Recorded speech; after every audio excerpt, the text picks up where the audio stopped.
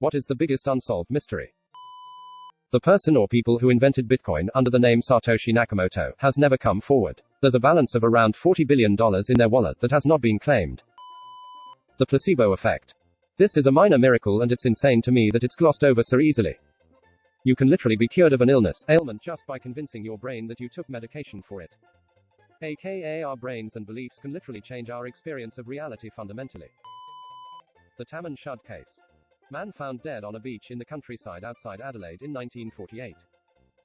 Despite being in the middle of the beach on a dusty summer's day, there is no sand or dust on his shoes or clothes except where he was lying on the ground.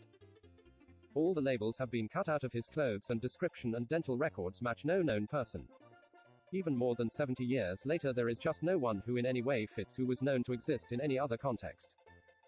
And given how closely regulated and monitored and recorded movement of military-age adult males was during World War II, for someone to just manifest like that with absolutely no prior history or paper trail behind them should be totally impossible. Spleen is 3 times normal size, but that in and of itself shouldn't kill you, and while spleen expanding suggests poison of some form, toxicology shows nothing, and stomach contains only 1 pasty which does not appear to have been poisoned. So if he was poisoned, then the poison left not only no trace but didn't even leave any clue as to what mechanism it used to kill him. In particular, it is pretty much unheard of for someone to be poisoned to death but show no sign of vomiting or convulsions. In fact, it's really not clear from examining the body why he is dead. He shows no signs of suffocation or heart attack or anything at all. He seems like a totally fit and healthy man with a big spleen who should be alive, except that he's dead. Sewn into the seam of the dead man's trouser pocket is a tiny slip of paper with the words Taman Shad on it. This is the last line of the Rubaiyat of Omar Khayyam, and the typography is that of a rare New Zealand version of which there are only a half-dozen copies in Australia. A couple of days later, or earlier, opinions differ. A copy of the Rubaiyat with the same typography is thrown into the open window of a parked car in Adelaide. It has the final page torn out. Indentations in the page before that suggest written on the torn-out page was the code WRGOABABDMLIAOIWTBIMPANETPXMLIABOAIIQCITTMTSAMSTGAB. This code has never been cracked. It's also not clear who found the book. For some reason, the detective responsible put down a pseudonym for the person who handed it in. One suggestion, although this appears to now have been debunked, is that the name of the person who handed it over was protected under the Official Secrets Act for 50 years, and yet when it was finally revealed, it just turned out to be a local doctor. On the final page of the copy found in the car was written the phone number of a nurse named Jessie Harkness. Harkness lived just a couple of 100 meters away from where the body was found and had previously owned one of the other 6 copies of the Rubaiyat. But she had given it away several years before to a man named Alf Boxall, and Boxall is tracked down, is still alive, still has his copy of the Rubaiyat, and that copy still has its original final page. For the next 60 years, Jessie Harkness professes to know nothing more about the case, and she's now dead, but now DNA testing shows that the dead man is Jessie's son's biological father. The son will have been about 2 when the man died. Edit, someone has pointed out that the man who did the DNA testing wasn't exactly a neutral in all this. He was a professor at the University of Adelaide who launched an investigation in 2009 in the course of which he got to know, and ultimately to marry, Jessie's granddaughter, who also provided the DNA for the test. Edit 2, someone linked to a video that suggests that the DNA tests were not in fact entirely conclusive, but that the body is now being exhumed, and so we may get more definitive answers soon. Edit 3, literally an hour ago CNN reported that the DNA test shows that the man was not the father of Jessie's son. Based on the bus and train tickets on the man's clothes, they know he arrived in Adelaide from Melbourne, checked a suitcase of expensive and rare but unremarkable clothes, some of the tailoring looks American, that's about it, into left luggage at Adelaide Station, and then took the bus to the place the body was found. But before Melbourne and after the bus stop, until he suddenly turns up dead and dust-free in the middle of the beach, the trail is totally cold.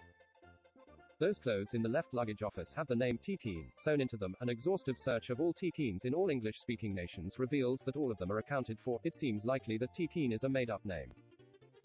Boxall is later confirmed to be a spy working for Australian intelligence. The site of the death is also reasonably close to a number of locations of interest to the British government's Australia-based nuclear weapons research project. Harkness's daughter-in-law later suggests that Harkness was a Russian speaker who was evasive about how she had learned Russian and possibly a communist. MI5 were also conducting a secret and very high-level meeting with Australian intelligence in Adelaide at the same time as the death. Furthermore, 3 years earlier, a Singaporean man, the brother of Singapore's first-ever chief minister, is found dead in the park opposite the hotel where Harkness had given Boxall her copy of the Rubaiyat a year prior to that.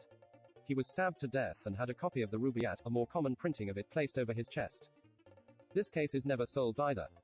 Furthermore, a woman who testified at the inquest of that man's death was found dead 13 days later, drowned in a bath, slit wrists, and it was never determined if that was murder or suicide, and if the incidents were related, or how either.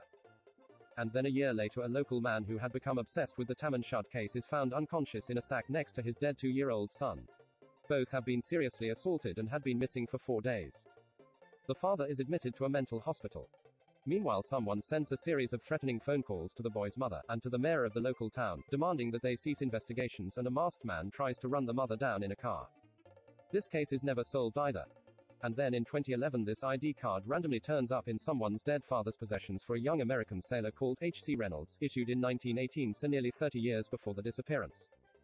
But in it H.C. Reynolds has the exact same moles on his face as the dead man and the exact same and very rare genetic abnormality in the shape of his ears. But then H.C. Reynolds is tracked down and found to have settled in Tasmania, had no connection to the case, and to have died in 1953.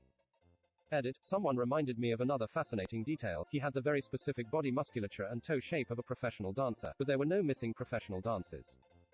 So, who was he? How did he die? Where was he before Melbourne, and how did his body get to the middle of the beach? And what was all the weird stuff with the Rubaiyat all about? Edit.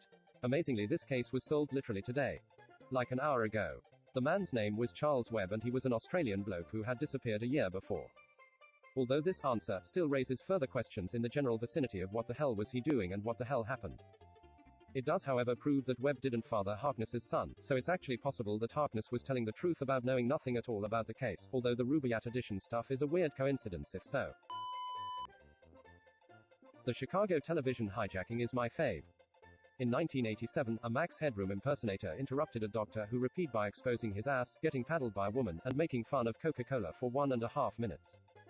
Despite years of investigation by the FCC, no one has been put on trial. The Kama Daban incident. A group of Russian hikers all died quite gruesomely.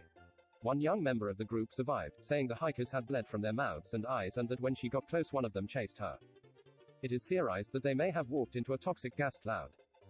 The young member somehow missed it, so wasn't affected. The woman who chased her may have done so to stop her from getting too close to the affected area.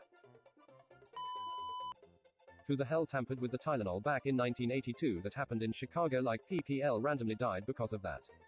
Everyone was scared. First it started out small and it kept on going, but nobody knew why people kept on passing away. But as the cases kept on going, doctors took a look on Tylenol. They smelled it. Apparently it smelled like bitter almond, which is cyanide.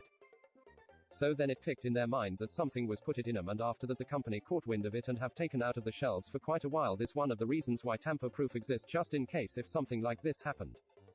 CCTV cameras wasn't as common as it is nowadays, and to this day nobody knows who did it. If there's any info I missed or anything new, and by that I mean anything I don't know about, you are free to add anything that I missed. Who put Bella in the wych elm? In 1944, 4 teenagers were looking for bird nests in a forest near Birmingham, and found the skeleton of a woman inside a hollow tree. It is estimated that the woman was there for 18 months and was probably suffocated. And the killer is probably a local since he knew of the tree. Speculations have drifted between Bella, as random graffiti dubbed her, being a prostitute, a German spy, a victim of magic ritual, or a refugee from the Netherlands or Belgium. The worst thing about this case is that her skeleton went missing over the years and no new testings were done on it.